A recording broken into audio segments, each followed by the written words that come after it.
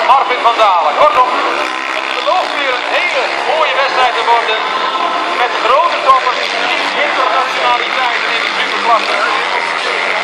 En de Amerikanen die worden opgevangen door Solar Pro GV Wetermolen. Solar Pro die heeft een Horsley beschikbaar gesteld. Zij komen normaal uit in de EK 125 met Adams en Thomas Vermeulen.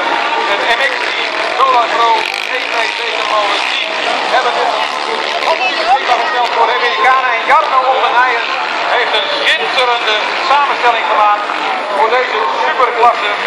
Dit wordt echt smullen. Ja, en de rijders zijn op dit moment zich aan het warm rijden. Ze rijden 2 rondjes op de baan, even te verkennen. Misschien dat er ergens nog een halve plaats wat last van kunnen hebben. Dus even een opwarmen rondje in de training vrijdag. Hier staat er maar liefst 22 rijders, 20 seconden van elkaar.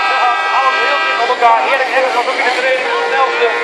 Gisteren won hij de eerste plaats, de tweede plaats wordt voor William Saris. En de derde plaats voor Balotelli, de volle naam van Balotelli. Ja, en op nog niet zeggen kan, maar stad nummer 100. Dat is John Hinsen. Met letterlijk 4 van de ribben op die motor. Maar hij heeft geen kleding aangetrokken. Eindelijk heeft hij een mooie weertje gescoren. Heel lang heb je dat op moeten wachten. Dan wordt het ook gelijk nog een niet in de steeds dadelijk. Hij sneeuwt met de ribben tot hier. Maar dadelijk wordt het niet naar stad nummer 100. Ja, een hele grote naam uit Amerika. Maar hij komt naar Lichtenvoorde meer met de Olympische gedachten dan voor een goede klassering.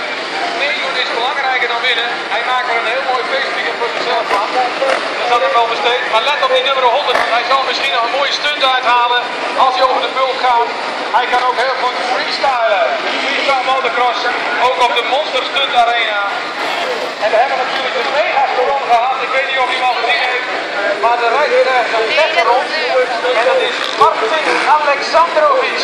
En dat springt op